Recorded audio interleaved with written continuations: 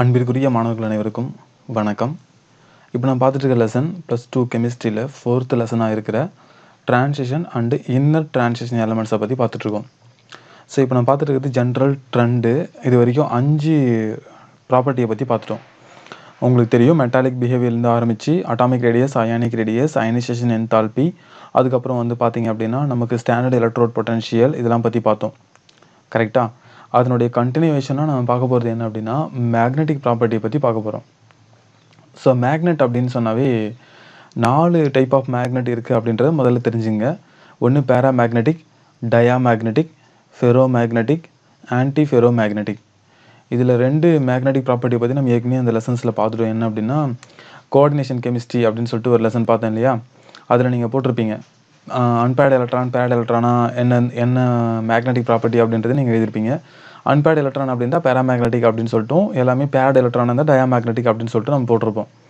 இந்த 2 மேக்னெட்டிக் பற்றி தான் நம்ம கெமிஸ்ட்ரியில் படிக்க போகிறோம். ஃபெரோ மேக்னெட்டிக் ப்ராப்பர்ட்டியை பற்றியும் ஆன்டி ஃபெரோ மேக்னெட்டிக் பற்றியும் நீங்கள் ஃபிசிக்ஸில் படிப்பீங்க. மொத்தம் 4 டைப் ஆஃப் மேக்னெட்டிக் மெட்டீரியல்ஸ் இருக்குன்றதை முதல்ல தெரிஞ்சுங்க. ஒன்று paramagnetic, diamagnetic, ferro magnetic, anti ferro magnetic அப்படின்னு சொல்லிட்டு 4 டைப் ஆஃப் மேக்னெட் இருக்குது அப்படின்றத முதல்ல தெரிஞ்சுங்க. சரி, ஏன் இந்த மேக்னெட் உருவாகுது அப்படின்றதுக்கான ஒரு ரீசன் கொடுத்துருக்காங்க பாருங்கள். So the electron spinning around its own axis in addition to its orbital motion around the nucleus. Due to these motions, there are tiny magnetic fields generated and is measured in terms of magnetic moment. So நீங்கள் Fleming லா அப்படிலாம் படிச்சிருப்பீங்க, ரைட்டா? அதில் வந்து பார்த்தீங்க அப்படின்னா magnetic field வந்து electric field கூட எப்படி இன்ட்ராக்ட் ஆகுது அப்படின்றதையும், எப்படி வந்து ரொட்டேஷனில் நமக்கு வந்து மேக்னெட்டிக் ஃபீல்டு க்ரியேட் ஆகும் அப்படின்றதையும் நீங்கள் படிச்சிருப்பீங்க, சரியா? ஸோ என்ன சொல்ல வராங்க அப்படின்னா எலக்ட்ரான் என்ன பண்ணுது அப்படின்னா ஸ்பின் பண்ணுது. நம்ம ஸ்பின் குவாண்டம் நம்பரில் 11th படித்தோம். அது என்ன பண்ணுது அப்படின்னா ஆர்பிட்டாலில் நியூக்ளியஸை சுற்றி வருது.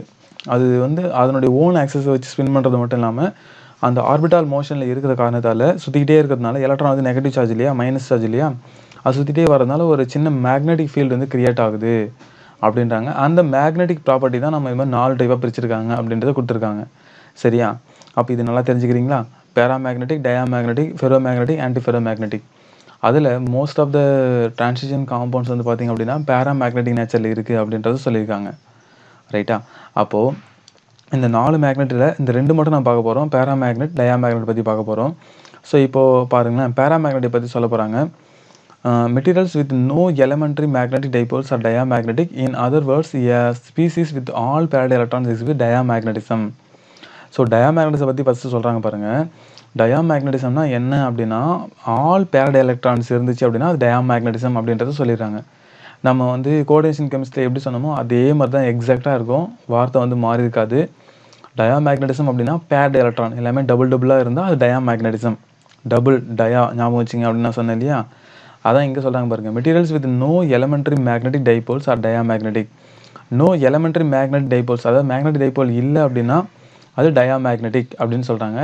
ஏன் இந்த மேக்னெட் டைபோல் இல்லை அப்படின்னா அது வந்து எல்லா எலக்ட்ரான்ஸும் பேராக இருக்கும், சரியா? ஒன்று வந்து கிளாக் வைஸில் இருக்குது அப்படின்னா இன்னொன்று வந்து ஆன்டி கிளாக் வைஸில் இருக்கும்.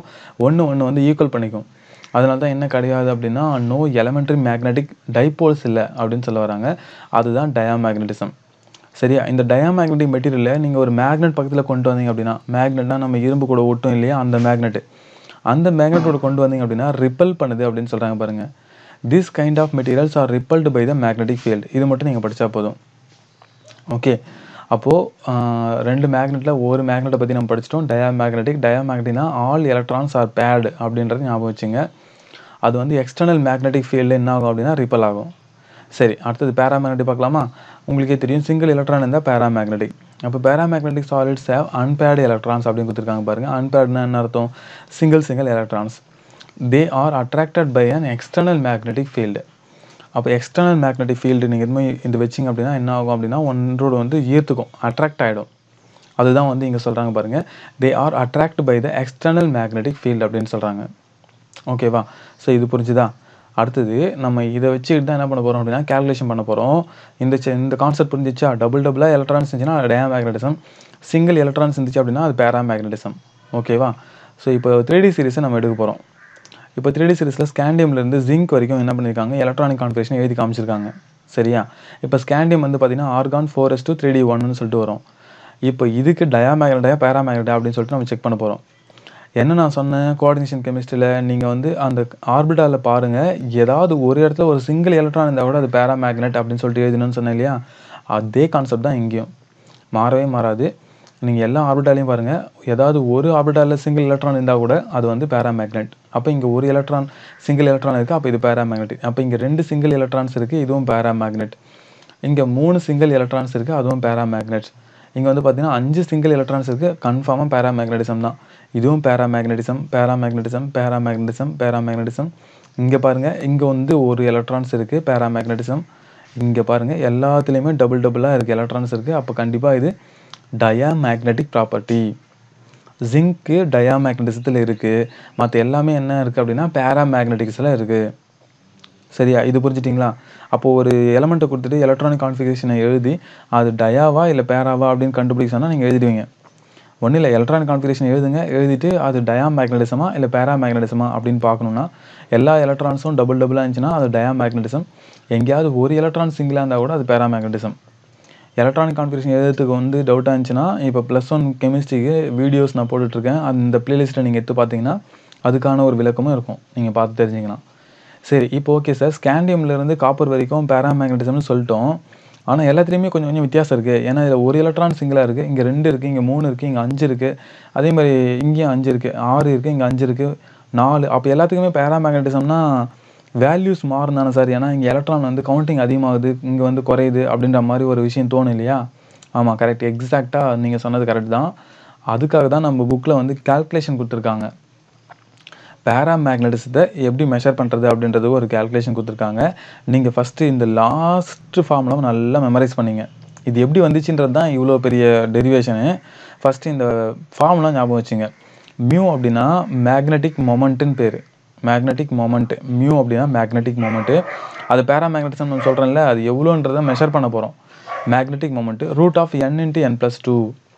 மியூ பி அப்படின்னா போர் மேக்னட்டான். ஓகே, மறுபடியும் சொல்ல பாருங்கள், போர் மேக்னட்டான். இங்கே இருக்கு பாருங்கள், போர் மேக்னட்டான். அது வந்து யூனிட், மேக்னெட்டிக் மொமெண்ட்டோடைய யூனிட் வந்து போர் மேக்னட்டான். ஃபஸ்ட்டு இந்த ஃபார்முலாவை மெமரைஸ் பண்ணணும். √n × n+2 போர் மேக்னட்டான். n அப்படின்றது என்ன அப்படின்னா நம்பர் ஆஃப் அன்பேர்டு எலக்ட்ரான்ஸ், சிங்கிளாக இருக்க எலக்ட்ரானுடைய கவுண்டிங்கு. இப்போது ஸ்கேண்டியத்தை வந்து கவுண்ட் பண்ண சொல்லுவாங்க. ஸ்கேண்டியத்தில் வந்து எவ்வளோ போர் மேக்னட்டான் இருக்குது கவுண்ட் பண்ணுங்க அப்படின்னு சொன்னாங்கன்னா முதல்ல நீங்கள் என்ன பண்ணணும், எலக்ட்ரானிக் கான்ஃபிகரேஷன் எழுதிடணும். எழுதிட்டு எத்தனை சிங்கிள் எலக்ட்ரான் இருக்குது பாருங்கள், 1 இருக்கா? அப்போ அந்த 1 தூக்கி வந்து இந்த n பதிலாக சப்ஸ்டியூட் பண்ணணும். 1 × 1+2 அப்படின்னு பார்த்தீங்கன்னா √3ன்னு வருமா? ஸோ √3க்கு என்ன ஆன்சரோ அதுதான் ஸ்கேண்டியத்தினுடைய போர் மேக்னெட்டிக் மொமெண்ட்டு. அதே மாதிரி இங்கே வந்து ஒரு வினாடிக்கு கேல்குலேட் பண்ண சொல்கிறான்னு வச்சுங்களேன், நம்பர் ஆஃப் அன்பேர்டு எலக்ட்ரான் வந்து 3 இருக்கா? அப்போ என்ன பண்ணணும், நீங்கள் n-க்கு வந்து 3ன்னு சொல்லிட்டு சப்ஸ்டியூட் பண்ணணும். 3 × 3+2 அப்படின்னு சொல்லிட்டு வருமா? அதுக்கு நீங்கள் √8 ஆன்சர் கண்டுபிடிச்சிங்கன்னா அதான் அதனுடைய மேக்னெட்டிக் மொமெண்ட்டு. சரி சார், இப்போ வந்து ஜிங்க்கு கேல்குலேட் பண்ண சொல்கிறாங்க அப்படின்னா இதில் நம்பர் ஆஃப் அன்பேர்டு எலக்ட்ரான் என்னவா இருக்குது பாருங்கள், 0. தட் இஸ் இது வந்து டயாமேக்னெட்டிக். நீங்கள் அந்த ஃபார்முலா போட்டிங்கன்னா என்ன வரும் பாருங்கள், 0 × 0+2 = 0ன்னு வந்துடும். அப்போது டயாமேக்னெட்டிக்கு மேக்னெட்டிக் மொமெண்ட் வந்து 0 அப்படின்றது ஞாபகம் வச்சுங்க. சரியா? இது நல்லா மெயினாக ப்ராக்டிஸ் பண்ணுங்கள், அப்போ தான் நல்லா மனசில் புரியும். இந்த ஃபார்முலா எப்படி வந்துச்சு அப்படின்னு சொல்கிறாங்க பாருங்கள். ஸோ இதுதான் வந்து first formula. Magnetic moment of the அயானுக்கு என்ன ஃபார்முலா அப்படின்னா μ = √g × √s × s+1. ஜி ஃபேக்டர்னு ஒன்று இருக்குது, அதை நான் சொல்கிறேன். எஸ்ன்றது என்ன அப்படின்னா இங்கே பாருங்கள், total spin quantum number of the unpaired electrons. Unpaired எலக்ட்ரானுடைய spin quantum number. So spin quantum நம்பர்னா தெரியும் இல்லையா? அதாவது ப்ளஸ் ஆஃப் மைனஸ் ஆஃப் அப்படின்னு சொல்லிட்டு சொல்லுவோம் நம்ம. அதாவது ஒரு எலக்ட்ரான் வந்து கிளாக் வைஸில் சுற்றலாம், இல்லைனா ஆன்டி கிளாக் வைஸ் சுற்றலாம். இங்கே பாருங்கள், for an ion with n unpaired electron s = n/2. அப்போது ஒரு அன்பேர்டு எலக்ட்ரான் இருந்துச்சுன்னா அது வந்து என்ன ஆகும் அப்படின்னா 1/2 கான்ட்ரிபியூஷன். எஸ்னுடைய வேல்யூ வந்து 1/2 கான்ட்ரிபியூஷன். நம்ம ஏற்கனவே சொன்னோம் இல்லையா, ப்ளஸ் ஆஃப் மைனஸ் ஆஃப் அப்படின்னு சொல்லிட்டு, ரைட். அதேமாதிரி ஃபாரின் எலக்ட்ரானுக்கு ஜி வேல்யூ வந்து 2. ஓகேவா? இப்போதைக்கு நீங்கள் எப்படி ஞாபகம் வச்சுங்க, அது கிளாக் வைஸாக ரொட்டேஷன் ஆகலாம், இல்லை ஆன்டி கிளாக் வைஸாக ரொட்டேஷன் ஆகலாம். அதனால் 2 டைப் ஆஃப் இருக்குது, அதனால் ஜி ஃபேக்டர் 2ன்னு சொல்லிட்டு ஞாபகம் வச்சுங்க. அப்படியே இந்த ஃபார்முலாவிலேருந்து சப்ஸ்டியூட் பண்ண போகிறோம். μ = ஜிக்கு பதிலாக 2 போட்டுருங்க, எஸ்ஸுக்கு வேல்யூ வந்து n/2. சரியா? ஒரு எலக்ட்ரானுக்கு n/2 அப்படின்னு சொல்லிட்டு இங்கே கொடுத்துருக்காங்க. n அன்பேர்டு எலக்ட்ரான்ஸுக்கு n/2. ஒரு எலக்ட்ரானுக்கு 1/2, n அன்பேர்டு எலக்ட்ரான்ஸுக்கு n/2. அப்போ n/2 × n/2 + 1 × μb. இது நீங்கள் ஷார்ட் லிஸ்ட் பண்ணிங்க அப்படின்னா n × n+2 / 4ன்னு வரும். 4 நீங்கள் வந்து வெளில கொண்டு வந்தீங்கன்னா இந்த 2க்கும் அந்த 4க்கும் கேன்சல் ஆகிடும். அது எப்படின்றது உங்களுக்கு தெரியும் இல்லையா? ரைட். கேன்சல் ஆகிட்டு √n × n+2 μb அப்படின்னு சொல்லிட்டு வரும். ரைட்டா? ஸோ இதுதான் வந்து ஃபைனல் ஈக்குவேஷன். இதை மட்டும் நல்லா ஞாபகம் வச்சுங்க. டெரிவேஷன் முடிஞ்சால் படித்து வச்சுங்க. இப்போ இதை பேஸ் பண்ணி என்ன பண்ணியிருக்காங்க, நம்ம புக்கில் வந்து எல்லாத்துக்கும் எலக்ட்ரானிக் கான்ஃபிகரேஷன் படி என்ன மாதிரியான மியூ வேல்யூ வருது அப்படின்னு சொல்லிட்டு செக் பண்ணியிருக்காங்க பாருங்கள். இப்போ நான் ஃபஸ்ட்டு காமிச்சது எலமெண்ட்டு காமிச்சேன். இவங்க வந்து அயானு காமிச்சிருக்காங்க. ஸ்கேண்டியம் 3+ என்ன அர்த்தம் அப்படின்னா 3 எலக்ட்ரான் வெளில போயிடுச்சுன்னு அர்த்தம். அப்போ என்ன கான்ஃபிகரேஷன் இருக்கும் அப்படின்னா டி ஆர்பிட்டாலில் 0 எலக்ட்ரான்ஸ் தான் இருக்கும். அது எப்படி சார் 3 எலக்ட்ரான் வெளில போனோடனே 0 இருக்கும் அப்படின்னா, இங்கே பாருங்கள், ஸ்கேண்டியத்துக்கு வந்து லாஸ்ட்டாக வந்து டியில் ஒரு எலக்ட்ரானும் எஸில் வந்து 2 எலக்ட்ரான் இருக்கா.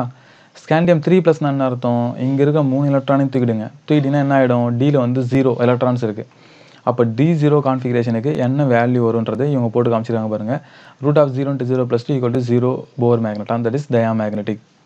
இது டைட்டானியம் 3+, வெனடியம் 3+. அப்போ டைட்டானியத்துலேருந்து 3 எலக்ட்ரான் எடுத்ததுக்கப்புறம் அது D1 கான்ஃபிகரேஷன் வருமா. அப்போ n வேல்யூ 1னா நீங்கள் சப்ஸ்டியூட் பண்ணால் √3ன்னு வருமா. √3க்கு ஆன்சர் வந்து 1.73 μb. ஓகே, அதனுடைய அப்சார்ப்டு வேல்யூ இங்கே கொடுத்துருக்காங்க. இது வந்து ஆக்சுவல் கால்குலேட்டர் வேல்யூ, இது வந்து அப்சார்ப்டு வேல்யூ. அப்சார்ப்டு வேல்யூக்கும் கால்குலேட்டர் வேல்யூக்கும் ஒரு சின்ன வித்தியாசம் இருக்கும். அதுக்காக தான் அந்த ரேஞ்சை கொடுத்துருக்காங்க பாருங்கள். நீங்கள் இதை மட்டும் இப்போதைக்கு படிங்க, இது வந்து தேவையில்லை. இன்னொரு விஷயம் உங்களுக்கு சொல்கிறேன் பாருங்கள். உங்களுக்கு வர ஆன்சர் 1 பாயிண்ட் வந்துச்சு அப்படின்னா நம்பர் ஆஃப் அன்பேர்டு எலக்ட்ரான் 1. உங்களுக்கு 2 அன்பேர்டு எலக்ட்ரான்ஸ் இருக்குது அப்படின்னா வர ஆன்சர் 2 பாயிண்ட் சம்திங் வரும். 3 இன்ச்சுனா 3 பாயிண்ட் சம்திங் வரும். 4 இன்ச்சுனா 4 பாயிண்ட் சம்திங் வரும். 5 இன்ச்சுனா 5 பாயிண்ட் சம்திங் வரும். இது மாதிரி ஞாபகம் வச்சிட்டிங்க அப்படின்னா உங்களுக்கு ஈஸியாக ஒன்றும் ஞாபகம் இருக்கும். சரியா? ரூட் எடுக்கிறதுக்கும் உங்களுக்கு முடியல அப்படின்னா நீங்கள் அப்ராக்சிமேட்டோட அப்படியே எழுதிடலாம். அப்போ இது உங்களுக்கு புரிஞ்சிருக்கும்னு நினைக்கிறேன். D4னா நம்பர் ஆஃப் அன்பேர்டு எலக்ட்ரான் 4, அதனால் 4 × 4 + 2 போட்டிங்க அப்படின்னா √24 வரும். 4.89 தான் அதுக்கு ஆன்சர். இப்போ மேக்னெட்டிக் ப்ராப்பர்ட்டி பார்த்ததுக்கப்புறம் நம்ம அடுத்து பார்க்க போகிறது கேட்டலிட்டிக் ப்ராப்பர்ட்டி. ஸோ இது வரைக்கும் என்ன பார்த்தன்றதை மறுபடியும் உங்களுக்கு ரிவிஷன் பண்ணுறேன். இப்போ நம்ம டி பிளாக்ல பார்த்தது என்ன அப்படின்னா magnetic properties of transition metal பார்த்துட்டோம். 4 டைப் ஆஃப் மேக்னெட்டிக் ப்ராப்பர்ட்டி இருக்குது. Paramagnetic, diamagnetic, ferromagnetic, antiferro. Ferromagnetic பற்றியும் ஆன்டிஃபெரோமேக்னெட்டிக் பற்றியும் ஃபிசிக்ஸில் நீங்கள் படிக்க போகிறீங்க. பேராமேக்னெட்டிக், டயாமேக்னெட்டிக் பற்றி தான் இப்போ நம்ம படிக்க போகிறோம். மோஸ்ட்லி வந்து டி பிளாக் எலமெண்ட் வந்து பேராமேக்னெட்டிசம் தான் காமிக்குது. அதை இப்போ நம்ம டேபிள் காலம்லேயே பார்த்தோம். டயாமேக்னெட்டிக்னா என்ன அர்த்தம் அப்படின்னா எல்லாமே பேரடாக இருந்துச்சு அப்படின்னா, எலக்ட்ரான்ஸ் எல்லாமே பேரடாக இருந்துச்சு அப்படின்னா அது டயாமேக்னெட்டிசம். அது மேக்னெட்டிக் ஃபீல்டு என்ன ஆகும் அப்படின்னா ரிப்பல் ஆகும். ரைட்டா? அதே மாதிரி பேராமேக்னெட்டிக் வந்து பார்த்திங்க அப்படின்னா அன்பேர்டு எலக்ட்ரான்ஸ் இருக்கும். அது என்ன ஆகும் அப்படின்னா எக்ஸ்டர்னல் மேக்னெட்டிக் ஃபீல்டு வந்து அட்ராக்ட் பண்ணும். ஓகேவா? ரைட். அடுத்தது வந்து பார்த்திங்க அப்படின்னா நம்ம எப்படி அந்த மெட்டல்ஸுக்கு அன்பேர்டு எலக்ட்ரான்ஸ் இருக்குது, அதை வச்சு எப்படி டயாவா பேராவான்றது சொன்னோம். இது வந்து வெறும் மெட்டல்ஸுக்கு, அதாவது எலமெண்ட்ஸுக்கு. அயான்னா அதுக்கேற்ற மாதிரி நீங்கள் என்ன பண்ணிக்கணும் அப்படின்னா எலக்ட்ரான்ஸை வந்து ரிமூவ் பண்ணிவிட்டு அதுக்கப்புறம் கேல்குலேஷன் வந்து பண்ணணும். அதுக்குண்டான ஃபார்முலா தான் அடுத்து நம்ம பார்த்தோம். √n × n+2 போர் மேக்னட்டான் அப்படின்னு சொல்லிட்டு அதை புக்கில் இப்படி போட்டு காமிச்சிருக்காங்க அப்படின்றத பற்றியும் பார்த்தோம். சரியா? அடுத்து நம்ம 7th பார்க்க போகிற ப்ராப்பர்ட்டி என்ன அப்படின்னா கேட்டலிட்டிக் ப்ராப்பர்ட்டி. கேட்டலிட்டிக் ப்ராப்பர்ட்டி அப்படின்னா கேட்டலிசிஸ்னால் என்னன்றதை முதல்ல நீங்கள் தெரிஞ்சுங்க. கேட்டலிசிஸ்னால் ஒரு ரியாக்ஷன் வந்து நடந்துட்டுருக்குன்னு வச்சிங்களேன், அந்த ரியாக்ஷனுடைய ஸ்பீடை வந்து இன்க்ரீஸ் பண்ணுறது தான் வந்து கேட்டலிசிஸ் அப்படின்னு நம்ம சொல்லுவோம்.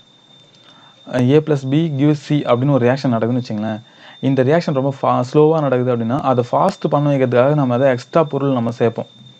அதுக்கு பேர் வந்து கேட்டலிசிஸ் அப்படின்னு சொல்லிட்டு பேர். இந்த டி பிளாக் எலமெண்ட் வந்து பார்த்திங்கன்னா நிறைய கேட்டலிட்டிக் ப்ராப்பர்ட்டி வந்து வச்சுருக்கு. எல்லாமே நிறைய கேட்டலிசிஸாக வந்து ஆக்ட் பண்ணுது. அது எப்படி அப்படின்றத வந்து இப்போ நம்ம பார்க்க போகிறோம். அதுக்கான காரணம் என்ன அப்படின்றத பற்றி பார்க்க போகிறோம். பாலிமர்ஸ் தயாரிக்கிறதுலையும், ஃப்ளேவர்ஸ் தயாரிக்கிறதுலையும், ட்ரக்கு தயாரிக்கிறதுலையும் இந்த டிரான்சிஷன் எலமெண்ட்ஸ் வந்து கேட்டலிசிஸாக ஆக்ட் பண்ணுது. ஓகேவா? ஸோ அது என்னன்னு சொல்கிறாங்க பாருங்கள். Catalyst based manufacturing process are advantageous as they request low energy, minimize waste production and enhance the conversion of reactants to product.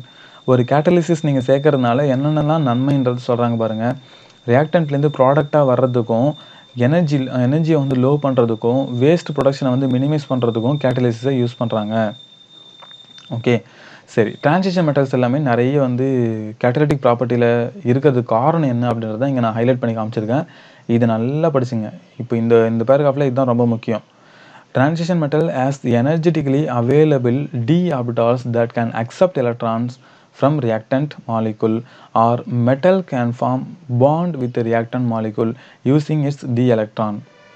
2 விஷயத்தை வந்து சொல்கிறாங்க பாருங்களேன். இந்த டி பிளாக் எலமெண்ட்டுக்கிட்ட வேக்கண்ட் ஆர்பிட்டாலும் இருக்குது, அதே மாதிரி டி ஆர்பிட்டாலில் எலக்ட்ரான்ஸும் இருக்குது. இது என்ன பண்ணும் அப்படின்னா நீங்கள் ரியாக்டன்ட் கூட சேர்க்கும் போது ரியாக்டன்ட் வந்து லேட்டாக ப்ராடக்ட் தருதுன்னு வச்சுங்களேன், அது மாதிரி சமயத்தில் இந்த டிரான்சிஷன் மெட்டல்ஸை நீங்கள் சேர்த்திங்கன்னா இதுங்கிட்ட வேக்கன்ட் ஆர்பிட்டால் இருக்கு இல்லையா, இந்த வேக்கன்ட் ஆர்பிட்டாலில் ரியாக்டன்ஸுக்கிட்டேருந்து எலக்ட்ரானை வாங்கி சீக்கிரமாக பாண்டிங்கை ஏற்படுத்தி ப்ராடக்ட் வந்து ஃபார்ம் பண்ணிடுது. இது ஒன்று. அதான் இங்கே சொல்கிறாங்க பாருங்கள், transition metals as energetically available d electrons that can accept electrons from reactant molecule. Reactant மாலிகுலேருந்து அக்செப்ட் பண்ணிக்குது. அது மட்டும் இல்லாமல் மெட்டல் என்ன பண்ணுது அப்படின்னா ரியாக்டன் கூட பாண்டையும் ஃபார்ம் பண்ணுது அதனுடைய டி எலக்ட்ரானை வச்சு. அப்புறம் அது வெளில வந்துடும். கடைசியாக கேட்டலிசிஸ்ன்னு சொன்னாவே ரியாக்ஷன் வந்து முடிவு வரைக்கும் தான் அதனுடைய வேலையை, முடிஞ்சோடனே அது வந்து வெளில வந்துடும். ஆனால் அந்த ரியாக்ஷனை ஃபாஸ்ட் பண்ணுறது என்ன பண்ணுது அப்படின்னா அது ரியாக்டன் மாலிகுல் கூட எலக்ட்ரான்ஸ் தாங்கிட்ட எலக்ட்ரானை கொடுத்து பாண்டிங்கும் பண்ணுது. அதுங்கிட்ட வேக்கன்ட் ஆர்பிட்டால் இருக்குது. அப்போது அந்த ரியாக்டன் கிட்டேருந்து எலக்ட்ரானை வாங்கியும் அது வந்து பாண்டிங் பண்ணுது. சரியா, இப்படி ஈஸியாக சேர்த்து வைக்குது. அந்த ரியாக்டன்ட் வந்து ஈஸியாக சேர்த்து வைக்குது ப்ராடக்டாக மாறுறதுக்கு. அதுதான் இந்த பேராகிராஃபில் கொடுத்துருக்காங்க, நல்லா படிச்சிங்க. எக்ஸாம்பிளாக என்ன கொடுத்துருக்காங்க அப்படின்னா ஹைட்ரஜனேஷன் ஆஃப் அல்கேன். அல்கேன்னா உங்களுக்கு தெரியும் இல்லையா, டபுள் பாண்ட். இதோ இங்கே இருக்குது பாருங்கள். என்ன இது alkene, CH2 double bond CH2 alkene. Hydrogenation வந்து பண்ண போகிறாங்க. இது CH2 இருக்கு இல்லையா டபுள் பாண்டு, இது CH3 CH3 மாற்ற போகிறாங்க. அதுக்கு பேர் தான் ஹைட்ரஜனேஷன் பேர். இப்போ இது நிக்கல் வந்து ஒரு கேட்டலிஸ்ட்டாக போடுறாங்க. நிக்கல் வந்து ஒரு டி பிளாக் எலமெண்ட்டு. அது என்ன பண்ணுதுன்னு சொல்கிறாங்க பாருங்களேன். The alkane bonds to an active site by using pi electrons with an empty d orbital of the catalyst. அப்போ என்னன்னா இதுங்கிட்ட பை எலக்ட்ரானுக்கு இது வந்து பை பாண்டுன்னு சொல்லுவாங்க, ஒன்று வந்து சிக்மா பாண்டு. அந்த பை எலக்ட்ரான் என்ன பண்ணுது அப்படின்னா நிக்கல் கூட ஈஸியாக பாண்டிங்கை ஏற்படுத்தி அதுக்கப்புறமா ஹைட்ரஜன் வந்து ஈஸியாக ரியாக்ட் ஆகிறதுக்கு ரொம்ப யூஸ்ஃபுல்லாக இருக்குது. அப்போ அந்த நிக்கல் வந்து பார்த்தீங்க அப்படின்னா இந்த பை எலக்ட்ரான்ஸை வாங்கிக்கிற அளவுக்கு எம்டி டி ஆர்பிட்டால வச்சுட்ருக்கு. அது உங்களுக்கே தெரியும், வச்சுட்டு தான் இருக்கும். நம்ம வந்து எலக்ட்ரானிக் கான்ஃபிகரேஷன் எழுதும்போதே பார்த்தீங்கன்னா டி எலக்ட்ரான்ஸ் நிறைய ஆர்பிட்டால் வந்து காலியாக இருக்கிறத பார்த்துருப்போம். அதே மாதிரி எலக்ட்ரான்ஸ் இருக்கிறதையும் பார்த்துருப்போம். அதுதான் இங்கே கொடுத்துருக்காங்க பாருங்களேன். அப்போ என்னன்னா ரைட் இங்கே பாருங்கள், the catalytic hydrogenation of alkene, the alkene bonds to an active site by using pi electrons with an empty d orbital of the catalyst. Okay, so இது வரலும் போதும். மறுபடியும் உங்களுக்கு நல்லா ஞாபகம் வரணும் அப்படின்னா அதனுடைய டீட்டெயில்டு ப்ராசஸ் கொடுத்துருக்காங்க. த சிக்மா பாண்ட் இந்த ஹைட்ரஜன் மாலிகுல் பிரேக்ஸ்.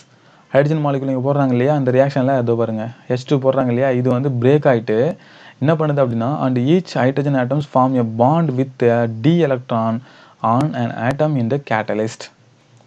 கேட்டலிஸ்ட் இருக்க டி எலக்ட்ரான்ஸ் கூட பாண்டிங்கை ஃபார்ம் பண்ணதுக்கப்புறமா 2 hydrogen atoms then bond with partially broken pi bond இந்த alkene to form alkane. First என்ன பண்ணுதுன்னு சொல்கிறாங்க அப்படின்னா ஹைட்ரஜனை வந்து நீங்கள் நிக்கல் ஹைட்ரஜன் காம்பினேஷனை இது கூட சேர்க்கும் போது ஃபஸ்ட்டு என்ன பண்ணுது ஹைட்ரஜன் வந்து அதனுடைய சிக்மா பாண்டை உடச்சிட்டு நிக்கலுடைய டி ஆர்பிட்டால்கிட்ட பாண்டிங்கை ஃபார்ம் பண்ணிவிட்டு உடனே இந்த அல்கினுடைய பாண்டிங் கூட அது ஃபார்ம் பண்ணி ரியாக்டன்ட்லேருந்து ப்ராடக்டாக மாறுதுன்னு சொல்கிறாங்க. சரியா, அல்கின்லேருந்து அல்கேனாக மாறுதுன்னு சொல்கிறாங்க. ரைட்டா, ஸோ அதுதான் இங்கே கொடுத்துருக்காங்க. மறுபடியும் அதே லைன் இங்கே கொடுத்துருக்காங்க. இது மாதிரி மொத்தம் 3 எக்ஸாம்பிள் கொடுத்துருக்காங்க. நீங்கள் ஏதாவது ஒன்று எழுதினா போதுமானது, ஆனால் 3த்தையும் படித்து வச்சுட்டா பெஸ்ட்டு. ஓகேவா, ஸோ அப்போ இன்னைக்கு கிளாஸில் 2 ப்ராப்பர்ட்டி பற்றி பார்த்துருக்கோம். ஒன்று மேக்னெட்டிக் ப்ராப்பர்ட்டி, இன்னொன்று வந்து கேட்டலிட்டிக் ப்ராப்பர்ட்டி. ரெண்டுமே ஈஸி தான், நல்லா படித்து இன்றைக்கே டெஸ்ட் எழுதுங்க. இன்னும் வந்து பார்த்தீங்கன்னா நமக்கு ஒரு 2 ப்ராப்பர்ட்டி தான் இருக்குது. சரியா, அதை பார்த்துட்டு நம்ம என்ன பண்ண போகிறோம் அப்படின்னா ஸ்ட்ரெயிட்டாக வந்து பொட்டாசியம் டைக்ரோமேட் பொட்டாசியம் பெர்மாங்கனேட்டுக்கு நம்ம போயிட போகிறோம். அந்த காம்பவுண்ட்ஸ் பற்றி போயிடுவோம். இன்னும் அநேகமாக 2 வீடியோ பார்த்துக்கு அப்புறமா உங்களுக்கு வந்து என்ன ஆகும் அப்படின்னா காம்பவுண்ட்ஸ் வந்து பார்க்க ஆரம்பிச்சிடலாம். அதில் ஃபஸ்ட் நம்ம பார்க்க போகிறது பொட்டாசியம் டைக்ரோமேட்டும் பொட்டாசியம் பெர்மாங்கனேட்டும். இது வந்து தமிழ் மீடியத்தில் நான் ஏற்கனவே அப்லோட் பண்ணிட்டேன் வீடியோ. சேம் கான்செப்ட் தான் அப்படியே உங்களுக்கு நான் பண்ண போகிறேன். என்ன ஒன்று, அந்த யூசர்ஸ் மட்டும் பார்த்தீங்கன்னா தமிழில் இருக்கும், நீங்கள் யூசர்ஸ் மட்டும் இங்கிலீஷில் படிச்சுக்கோங்க. எல்லாமே மற்றபடி எல்லாம் உங்களுக்கு புரியாத மாதிரி தான் இருக்கும். இங்கிலீஷ் டேர்ம்ஸே நான் யூஸ் பண்ணியிருப்பேன். எப்படி அதை வந்து ப்ரிப்பேர் பண்ணுறாங்க, அதோட ஃபிசிக்கல் நேச்சர் என்ன, கெமிக்கல் நேச்சர் என்ன, ரியாக்ஷன் தான் நம்ம பார்ப்போம். ஸோ அதனால் அந்த தமிழ் மீடியம் இங்கிலீஷ் மீடியத்துக்கு மோரார்லெஸ் சேமாக தான் இருக்கும் வீடியோ. அதனால் நான் அதே வீடியோ தான் நான் உங்களுக்கு சென்ட் பண்ணலான்னு இருக்கேன், கொஞ்சம் மாடிஃபிகேஷன் பண்ணி. ஸோ அதனால் டைம் இருக்கும்போது இதெல்லாம் படித்து முடிச்சிட்டிங்கன்னா அதையும் நீங்கள் பார்த்துருங்க. ஓகேவா, தேங்க்யூ. மறுபடியும் நான் உங்களை அடுத்த வகுப்பில் சந்திக்கிறேன். நன்றி, வணக்கம்.